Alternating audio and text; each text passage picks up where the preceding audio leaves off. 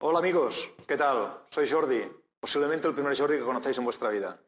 Me imagino que no. Mira, cuando tenía 22 años me fui al extranjero a aprender inglés. Tenía muy claro que con un buen nivel de inglés mi vida profesional cambiaría. Y así ha sido. Hace un año volví a Cataluña. Y si cuando me fui Cataluña era el motor económico de España, ahora me he encontrado con una ruina económica. Como disfruto de tiempo, he analizado el tema y tengo muy claro dónde está el problema. Pero me doy cuenta que muchos de mis conciudadanos no se enteran de la misa a la mitad. Por eso he preparado una pequeña presentación, que quiero hacer claro dos temas. Uno, yo no milito para ningún partido político, ni ganas. Y segundo, todas las cifras que he utilizado son cifras de fuentes oficiales del Estado. O sea, que lo que hay es la realidad del día a día. Bueno, para que no sea un tostón, he contratado una familia muy simpática que nos acompañará por este viaje de la vida. Se llaman, ahora lo descubriréis, primero hablemos de dónde viven. ¿Reconocéis esta ciudad? Quizás París. No, es Santa Coloma de Gramenet. Y como estas ciudades hay muchas en Cataluña. ¿Sabéis en Cataluña cuál es el apellido más común, el más utilizado? García. Incluso hay una población en Cataluña, por difícil que sea de creer, que se llama García. Imaginaros si es popular García en Cataluña. Bueno, pues os presento en exclusiva a la familia García de Santa Coloma de Gramenet. Los famosos García, que tanto habéis oído hablar en la vida. Aquí los tenéis. La pequeña es la que está al lado del padre. Se llama Ana y este año va a empezar la universidad. Raúl, el padre de familia. Hace 2 años que perdió el trabajo. Mecánico de camiones de profesión. Y la madre de la familia, la más importante, la que hoy trae un sueldo a casa. Patricia, aunque este sueldo solo ha hecho que reducirse los últimos 2 años. Y por último, la mayor. Marta, que acabó la carrera hace 1 año y desde entonces que está buscando trabajo. Y está empezando, tristemente para los padres, pensando que a lo mejor la solución es salir fuera. Bueno, os explico. Los últimos años, hablo de hace 3, 4, 5, 6 años, los García hacían grandes viajes, viajes de millonarios, a la Riviera Maya, a Cancún, a Santo Domingo, a las Islas Canarias. Pero hace 3, Raúl vio que las cosas no iban bien. La crisis había empezado y su empresa hablaba de deslocalizarse, de irse a Madrid. Así que hace 3 años, Raúl dijo, este verano nos vamos a quedar en el territorio nacional, vamos a coger el coche y nos vamos a ir a conocer la capital de España, a ver qué es lo que tiene, porque por alguna razón mi empresa, que lleva 40 años en Cataluña, se debe querer ir allí. Y cogieron su cochecito, que ya lo veis, el último modelo biológico de Skoda, y se hicieron un viajecito por Madrid, Ciudad Real, Toledo, etcétera, y volvieron totalmente alucinados. Raúl no entendía nada. Hacía 30 años que no visitaba España. Y dice, no lo entiendo, autovías, aeropuertos, estaciones. Esto es el siglo XXII. Voy a comprar unos mapas que tengo por casa, porque la de infraestructuras que yo he visto, la verdad, en Cataluña me da la sensación que de esto la mitad. Así que aprovechando unas guías Michelin que tenía por casa, de cuando trabajaba en la empresa, pues hizo un poco de collage, cortó la de varios años, hizo una comparativa, el año 92, el año 2002 y el año 2012, y vio que, ostras, que apenas había cambios. Está todo igual, más o menos. Y hizo lo mismo con Madrid. ¡Ostras! Sorpresa, resulta que en Madrid se han construido en 20 años 800 kilómetros de autovías, cuando solo en Barcelona, alrededor de Barcelona, 20 kilómetros en el mismo periodo de tiempo. Bueno, una cosa difícil de entender. Pero no solo esto, y los peajes. Porque, a ver, Raúl, cuando estuvo en Madrid, se fue a Ciudad Real, se fue a Toledo, a varios sitios. Y la verdad, no recuerda haberse metido la mano al bolsillo ni un solo día para pegar un solo peaje. Y resulta que aquí en Cataluña, cuando sale Santa Coloma de Gramenet, solo hace que pagar peajes. Entonces, se fue a Internet, a la guía Michelin, y puso lo que cualquiera de vosotros puede hacer. Peajes, ida y vuelta, ruta más rápida. Y puso 2 destinos. Dijo, bueno, empezaré con un Madrid-Alicante. A ver qué ocurre. Ida y vuelta, ¿qué me cuestan peajes? 0 euros. Y el Barcelona-Alicante, ostras, 73 euros, ida y vuelta. Bueno, elijamos otra destinación. Elijamos Zaragoza, que está a medio camino. A ver qué cuesta. Pues resulta que un Madrid-Zaragoza son 0 euros. Y resulta que un Barcelona-Zaragoza son 51 euros. Bueno, por último Raúl dijo, hagamos una última prueba, comparémoslo con Santander. A ver qué ocurre, que a lo mejor al norte los madrileños sí que pagan. Pues resulta que no, que Madrid-Santander 0 euros en peajes y Barcelona-Santander 112. Coges la calculadora, sumas los peajes de los 3 trayectos y resultado, 3 trayectos, 250 euros en peajes. Claro, Raúl no es tonto y rápidamente llegó a la conclusión. Si mi empresa de transportes hacía, por decir algo, este trayecto una vez por semana, es decir, los lunes a Alicante, los miércoles a Zaragoza y los viernes a Santander, estaría pagando 250 euros en peajes a la semana, que equivale a 13.000 euros al año. En un país de mileuristas, esto es el sueldo de una persona. Y esto es el precio de peajes de turismos, no de camiones, que no tengo ni idea, la verdad. Entonces Raúl dijo, bueno, pues está claro por qué mi empresa se deslocalizó y se fue a Madrid. Y el AVE, porque bueno, también por todas partes, oye, de estaciones de AVE, las que quieras, y kilómetros de vías, donde quieras. La verdad es que desde Madrid vas directo a todas partes, pero desde Cataluña, curiosamente, solo vas directo a Madrid. Pues bueno, Raúl, que ya tiene familiaridad con esto de la Internet, buscó la información y dijo, a ver, ¿cuáles son los países del mundo que tienen más kilómetros de AVE en servicio y en construcción? ¿Y qué se encontró? Pues que China es el único país del mundo que supera a España, con casi el doble de kilómetros. 10.025 kilómetros. Raúl dijo, bueno, a ver, si China tiene el doble de kilómetros de AVE que España, será porque es el doble en tamaño o en población. Vamos a compararlo. Cogió un mapa del mundo, cifras que todos podéis encontrar por Internet, hizo la comparativa. A ver, España tiene la mitad de kilómetros de AVE que China, es decir, China tiene casi el doble, comparemos el tamaño de los países. Y resulta que España tiene 500.000 de kilómetros cuadrados y China casi 10 millones. Es decir, China es casi 20 veces más grande en tamaño. En realidad, de punta a punta, China hace 5.000 kilómetros. Y población, a lo mejor es la población que es el doble. Pues no. Resulta que en la China hay 1.350 millones de habitantes. Es decir, 30 veces más que en España. Entonces, todo cuadra. No le extraña a Raúl que cada kilómetro de AVE español pierda dinero. O sea, no hay ni un kilómetro de AVE en España que sea rentable. Ni el Madrid-Barcelona, que es el trayecto más utilizado, ni ese gana dinero. También pierde dinero. Y ya no digamos del AVE Toledo-Cuenca-Albacete como ejemplo, que fue inaugurado el 19 de diciembre del 2010 y 6 meses más tarde lo cerraron con una media de 9 pasajeros al día y un coste de mantenimiento de 18.000 euros al día. Es decir, cada pasajero que cogía el AVE le costaba al Estado, es decir, a todos los ciudadanos, 2.000 euros por pasajero que cogiera el AVE. Bueno, hace 2 años Raúl ya había perdido el trabajo, este año pensó, mejor no vamos de hoteles y mejor pues nos aprovechamos un poco la familia. Y se fueron a visitar la familia de Patricia en el sur, una gente encantadora, agradable y súper generosa y divertida. Cogieron el cochecito, se fueron para abajo y ahí se fueron a pasar el verano. Y al volver, Raúl dijo, ya he encontrado la solución. Es que soy tonto. Lo que tendría que hacer es buscar trabajo como funcionario en Cataluña, porque la verdad he estado ahí y muchos hacen de funcionarios, otros reciben el PER. A ver qué posibilidades tengo en Cataluña, se pregunta Raúl, de ser funcionario. Bueno, pues Raúl, malas noticias para ti. Tienes muy pocas posibilidades. Y te vamos a explicar por qué. Si buscas la información por Internet y buscas el porcentaje de funcionarios sobre la población activa de las distintas comunidades autónomas, aquí lo tienes, verás que bueno, la mayoría están entre un 15 y un 20%. ¿Dónde está Cataluña? Cataluña no llega ni al 10%. O sea, de cada 100 ciudadanos que trabajan, menos de 10 son funcionarios en Cataluña. Cualquier otra comunidad tiene muchos más funcionarios por habitante que Cataluña. Es decir, que lo tienes muy mal. Bueno, ¿y la pequeña qué dice? Pues bueno, resulta que la pequeña conoció a un chico en Sevilla, simpático, salao, que le dijo que había conseguido una beca. Y ella, como os podéis imaginar, como ve que su padre ha perdido el trabajo y su madre le han reducido el sueldo, dice, pues a ver si puedo conseguir una en Cataluña. Porque, hostia, un poco podría ayudar a mis padres, ¿no? ¿Cómo lo tiene la pequeña para conseguir una beca? Pues muy pocas posibilidades. Un poco mal. ¿Por qué? Bueno, pues veamos una gráfica. Cataluña... Los estudiantes de Cataluña son el 17% de los estudiantes de España. Somos el 16% de la población, pues bueno, lo normal es que seamos el 17% de los estudiantes.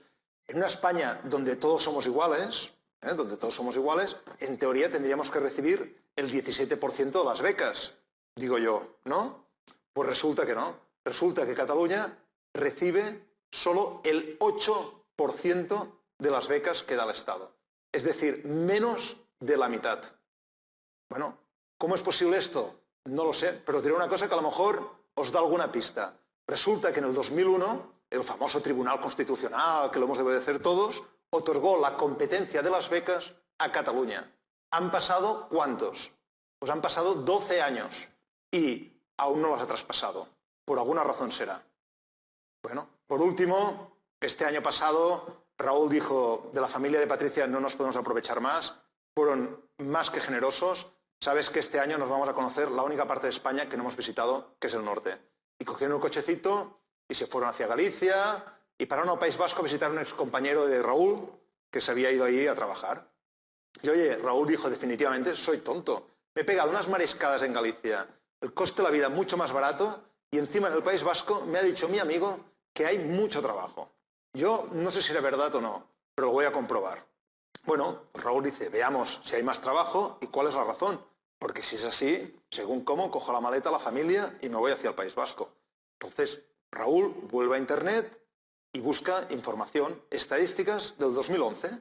Resulta que en el País Vasco, a finales del 2011, el paro era el 12,6% de la población activa. Es decir, de cada 100 personas en edad y en condición de trabajar, 12,6 estaban en el paro. Pues en ese mismo periodo de tiempo, el paro en Cataluña era de 23,94%, es decir, casi el doble, 24%, casi el doble del paro en el País Vasco. O sea, dentro de un mismo país, de una comunidad a la otra, casi el doble de paro. Él le preguntó a su amigo, ¿cómo es posible que haya más trabajo aquí? Y su amigo le explicó que, bueno, que en el País Vasco resulta que de cada 100 euros que pagan en impuestos los ciudadanos del País Vasco, casi el 100% se reinvierte en el País Vasco. ¿Y qué significa esto? Pues esto es un círculo vicioso, es el pez que se muerde la cola. Los ciudadanos vascos, como en cualquier parte del mundo, trabajan y pagan sus impuestos. Y estos impuestos, como en cualquier parte del mundo, los recauda, ¿quién? Pues el gobierno vasco. ¿Y qué hace el gobierno vasco con estos impuestos? Pues los reinvierte en infraestructuras para las familias vascas, en hospitales, en carreteras, etc. ¿Qué genera esto? Pues esto genera más trabajo en el País Vasco, que a su vez genera más impuestos, que a su vez hace que el gobierno vasco recaude más, y así sucesivamente, dijésemos que se retroalimenta. De acuerdo, todo esto está muy bien, pero ¿qué pasa en Cataluña? ¿Qué pasa con los impuestos que pagamos los ciudadanos de Cataluña? Se preguntan los García. Bueno, pues analicémoslo. Cojamos 100 euros que pagan impuestos cualquier ciudadano en Cataluña, trabaje o no, en cada producto que consume, cada vez que compra un paquete de tabaco, cada vez que paga el IVA. Y veamos dónde van a parar. 100 euros son 20 billetes de 5. ¿Verdad o mentira? ¿Verdad? Bueno, de media sepáis que las ayudas de la Unión Europea vienen a ser unos 15 euros por cada 100 euros que paga un ciudadano español en impuestos. Esta sería la media. Es decir, por cada 100 euros que pagan los García, de media la Unión Europea colabora con 15. Es decir, que esos 100 se convierten en teoría en 115 euros que dispone España para infraestructuras. Cojamos dos calculadoras, la del Gobierno de Cataluña y la del Gobierno de España. ¿Cuántos de esos 100 euros los recauda el Gobierno de Cataluña? Pues muy poquitos, tan poquitos como el 5%. Es decir, de cada 100 euros que pagan los ciudadanos de Cataluña, en impuestos 5 los recauda el Gobierno de Cataluña. ¿Dónde van los otros 95? Los otros 95 los recauda Madrid. ¿Cómo? De 1000 formas distintas. IVAs, IRPFs, patrimoniales, eléctricas, tabacos, alcohol, etc. Más el 100% de las ayudas de la Unión Europea. Es decir, esos miles de millones que durante 2 décadas nos está dando la Unión Europea en los fondos de cohesión, todo eso lo recauda el Gobierno de Madrid.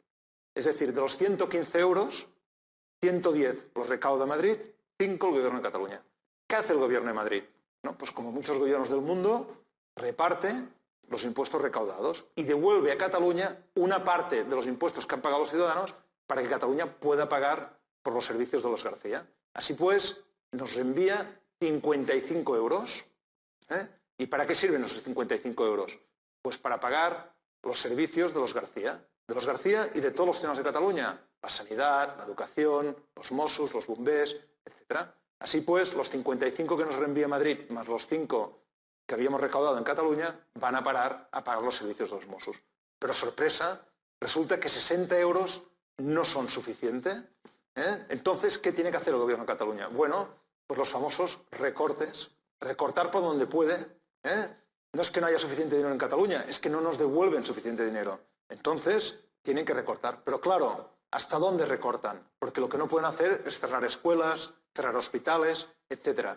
Entonces, ¿qué opciones tienen? Bueno, una, los famosos bonos, vender bonos a la población. Pero bueno, la población, primero muchos no tenemos ahorros y luego ya pagamos suficientes impuestos. Encima hemos de comprar bonos y financiar nuestro propio gobierno, que es que no es suficiente con los impuestos que pagamos. ¿Qué otra opción tiene el gobierno de Cataluña? Bueno, pues subir los impuestos. Primero, tiene muy poco margen y luego hay un límite hasta donde puede subir los impuestos. Porque si lo sigue subiendo, las empresas se van, los grandes patrimonios se van, nadie quiere montar una empresa o vivir en un territorio que te asfixie en impuestos. Así pues, ¿cuál es la última solución que tiene el gobierno de Cataluña? Es pedir que le devuelvan parte del dinero que ha ido a Madrid y no ha vuelto a Cataluña. Así pues, le pide a Madrid que por favor le devuelva al menos 25 euros para poder pagar los servicios y poder evitar los recortes. ¿Y qué dice Madrid? Que devolver nada de nada, que si quiere nos hace un préstamo. Eso sí, un préstamo con intereses. Es decir, que acabamos debiendo 25 euros más intereses. O sea, los García pagaron 100, Europa ayudó con 15, resulta que se han invertido 60 en Cataluña, más 25 que nos ha dejado el Estado con intereses, con lo cual debemos 25. No sé si me seguís, pero fijaros la barbaridad, ¿eh? Bueno, los García, como me han ayudado a hacer esta presentación, ellos sí que ya lo entienden y lo tienen muy claro.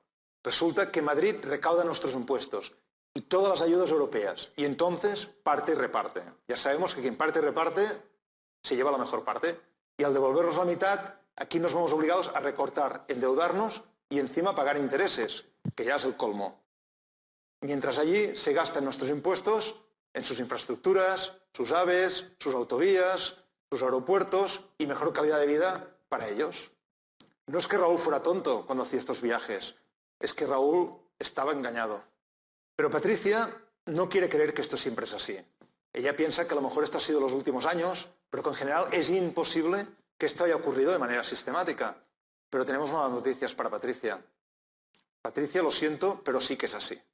¿Por qué? Veamos. Madrid cada año se queda más y Cataluña recibe menos. Esto no lo digo yo, esto lo dice la realidad. Aquí tenéis una gráfica desde el año 92 hasta el último año que tenemos cifras, que es el 2009.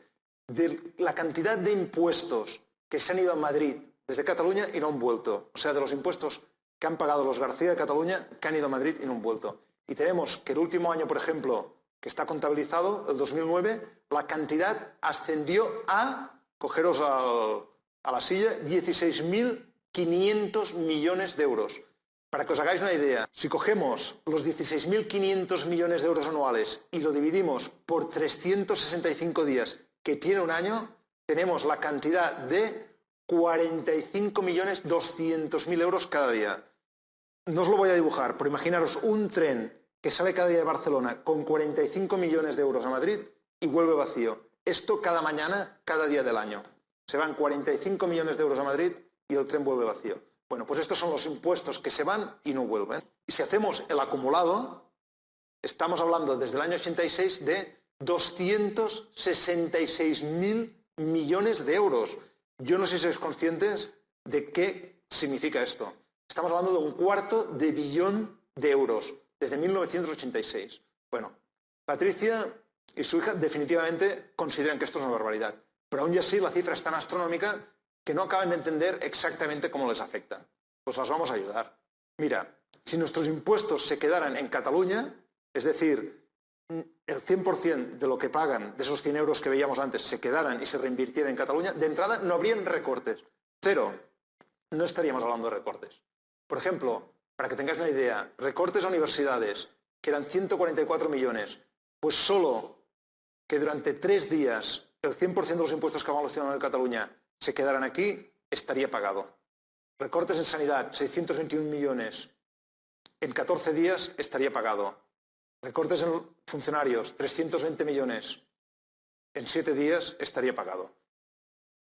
Pero no solo esto, es que si el 100% de los impuestos que pagamos los ciudadanos de Cataluña se reinvirtiera en Cataluña, como ocurre en el País Vasco, resulta que podríamos hacer cantidad de infraestructuras que ahora no podemos. Por ejemplo, 11 centros educativos cuestan 44 millones de euros. ¿Qué quiere decir eso? Que en un día de que el 100% de nuestros impuestos se quedaran aquí, recuperaríamos esos 45,2 millones que se van cada día y no vuelven, con lo cual podríamos pagar por la construcción de 11 centros educativos.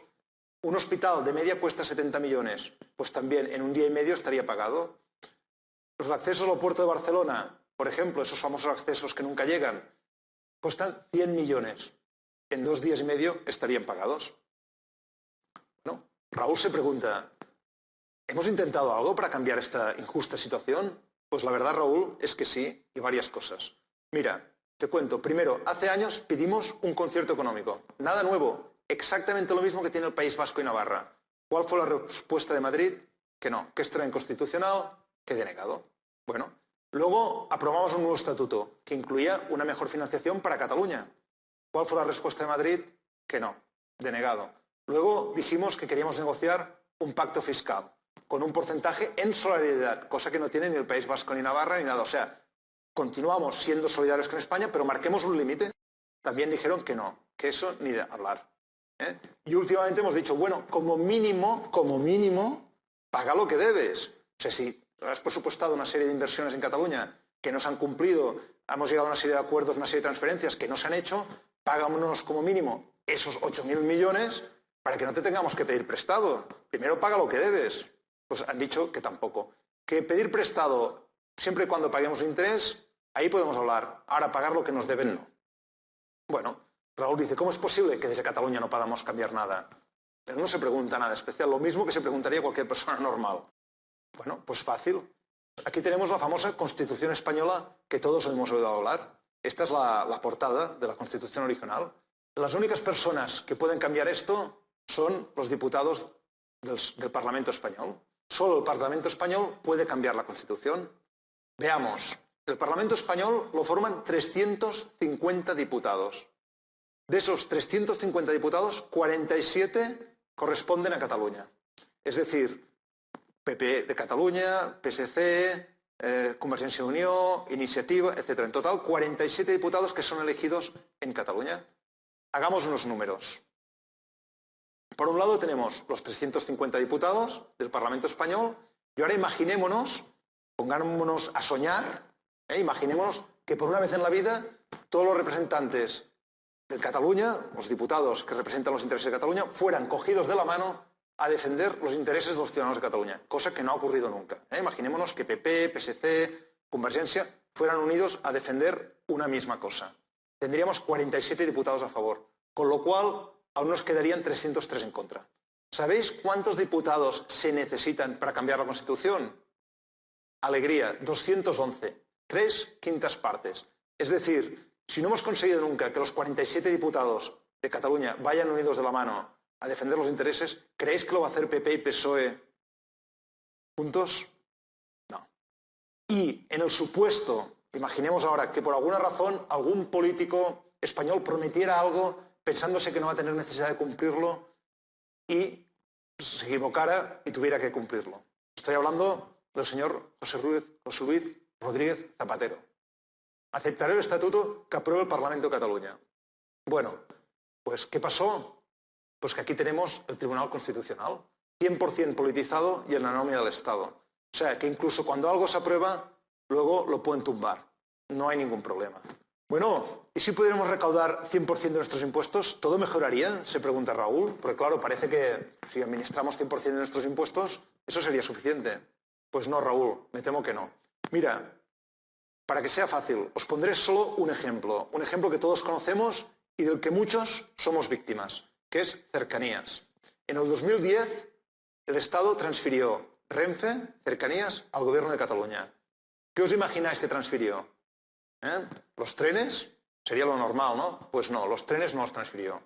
Las vías sería lo normal, ¿no? Pues tampoco las transfirió. Las catenarias tampoco las transfirió. Las estaciones tampoco las transfirió. ¿Qué transfirió en realidad? Bueno, pues transfirió los horarios. Faltaría más, ¿no? O sea, lo mínimo es que los que vivimos aquí decidamos el horario para ir a trabajar. Transfirió los precios. Ya ves qué cosa, ¿no? Subir los precios, una cosa tan popular, que demos la cara aquí. La información. Es decir, que cuando las catenarias se rompen, las vías no funcionan y los trenes no llegan, a dar la información nosotros. Y la limpieza. Bueno, por lo que tengo entendido, desde entonces ya podemos ir al lavabo y encontrarlo un poco limpio. Bueno, yo creo que después de toda esta información, Raúl le ha quedado muy claro. Ahora entiende por qué el pasado 11 de septiembre 1,5 millones de sus conciudadanos salieron a la calle. No es un tema folclórico, es un tema de supervivencia económica. Raúl lo tiene claro. ¿Y la pequeña? Pues la pequeña incluso más que Raúl. Ella tiene claro que la relación Cataluña-España no funciona. Seguir como siempre no tiene sentido. Y esto lo dice una chica de 18 años. Pero no solo ella. Einstein decía lo mismo. Si buscas resultados distintos, no hagas siempre lo mismo. Yo creo que es un tema de cajón. Bueno, imaginemos, hagamos un ejercicio. Imaginemos que Cataluña es un Estado. ¿Pero qué le preocupa a la familia García? Pues si habrá trabajo, las pensiones y la sociedad del bienestar, como nos preocupa a todos los ciudadanos del mundo, ni más ni menos. Veamos las pensiones. Intentaré explicarlo de la manera más simple posible. El sistema que se utiliza en España es un sistema de repartición. ¿Qué significa un sistema de repartición? Bueno, por un lado tenemos los trabajadores, cientos, miles de trabajadores y empresas que cotizan, pagan sus impuestos al gobierno de España. Y por otro lado tenemos los padres, abuelos de estos trabajadores que reciben su jubilación. Bueno, pues cada mes estos trabajadores y empresas pagan sus impuestos, cada mes ese dinero que el gobierno ingresa por un lado lo utiliza por el otro para pagar las pensiones a los jubilados de España. Y esos años, como han sido, no los últimos, pero 2006, 2007, etcétera, los años de bonanza, que sobra algo, pues ese algo se guarda. ¿Dónde se guarda? Pues en un tipo de hucha que se llama Fondo de Reserva de la Seguridad Social. Analicemos Cataluña. Cataluña somos el 16% de la población. ¿Sabéis cuánto aportamos a ese Fondo de Reserva de la Seguridad Social? Bueno, pues casi el doble de lo que somos en población. El 29%. Es decir, los ciudadanos de Cataluña aportamos al Fondo de Reserva de la Seguridad Social el doble de lo que nos correspondería si todos los ciudadanos españoles aportásemos lo mismo. ¿Qué quiere decir? Que si Cataluña fuera un Estado independiente, no solo se pagarían las pensiones, sino que encima podríamos aumentarlas, porque dispondríamos del doble de dinero que disponemos en la actualidad para pagar las pensiones. ¿Qué ocurre en el caso de España? Rompamos la hucha y veamos qué hay dentro. No hay nada. Calderilla y papelitos. ¿Por qué? Porque todo este dinero se ha gastado principalmente en deuda del Estado, en tesoro público. Algo que en principio no tendría que haber sido así. Bueno, ¿qué significa esto? Que España tendrá que continuar bajando las pensiones y subiendo la edad de jubilación. Y esto ya está ocurriendo, como todos sabéis. La pequeña dice, bueno, pero la deuda del Estado español es segura, ¿verdad? Porque esto lo han explicado en el colegio. Pues lo siento, pero no. Mirar, os voy a poner un solo ejemplo de 23 que os podría dar. España fue el primer Estado moderno en quebrar y el que más veces ha quebrado. Aquí hay unos cuantos ejemplos, pero yo voy a elegir solo uno, que es la crisis de los ferrocarriles de 1866 de Isabel II. Mediados del siglo XIX, en Cataluña se empezaron a construir una red de ferrocarriles que lo pagó capital privado de empresarios que querían hacer llegar sus mercancías al puerto de Barcelona. Así pues, se creó una red de ferrocarriles para unir las distintas fábricas de Tarrasa, de Sabadell, de Mataró, al puerto de Barcelona. ¿Qué ocurrió en Madrid? Pues la capital de la corte quería no ser menos y dijo, pues vamos a construir una red de ferrocarriles. Y construyó una red de ferrocarriles que unía ¿qué? Bueno, pues los palacios de Oriente, el Palacete del Príncipe, etcétera, etcétera, etcétera. ¿Qué ocurrió? Que esta red de ferrocarriles que construyó Madrid, como solo costaba dinero y no generaba riqueza, significó ostentación y quiebra económica. ¿Y en Cataluña qué significó la red de ferrocarriles? Pues en Cataluña significó industrialización y crecimiento económico. Han pasado 150 años y ¿dónde estamos? Pues con otra crisis de ferrocarriles, con una red que pierde dinero por todas partes y con un Estado endeudado hasta las orejas. ¿Sabéis cuál es la deuda acumulada del Estado entre particulares, empresas y Estado? 3 billones de euros. Repito, 1 billón es 1 millón de millones y 1 millón de euros son 160 millones de pesetas. O sea, es imposible que el Estado español pague esto. Y el Estado español hará fallida por vez 24, como las otras 23 veces. ¿Qué significa esto? Que la sociedad del bienestar se ha acabado. Y esto no lo digo yo. Abrid cualquier periódico y os encontraréis estos titulares. La pobreza se dispara, la pobreza infantil sube, los hogares españoles vuelven a la bombona de butano, etc. En el 2008 habían 10,6 millones de españoles en el límite de la pobreza. O sea, a punto de cruzar la línea de la pobreza. Han pasado 4 años, estamos en el 2012, bueno, el año pasado, y 12,7 millones de personas. Uno diría, bueno, esto se puede solucionar. Esto se soluciona si hay trabajo. ¿Cuál es el paro en España? Bueno, veamos el paro en Europa. Ya veis, la mayoría de países están por debajo del 10% y hay un grupito que está entre el 10 y el 15%. Y hay dos que están por encima del 15%, Portugal y Grecia. Pero ¿sabéis cuál es el campeón, no? A finales de 2012, aquí lo tenéis.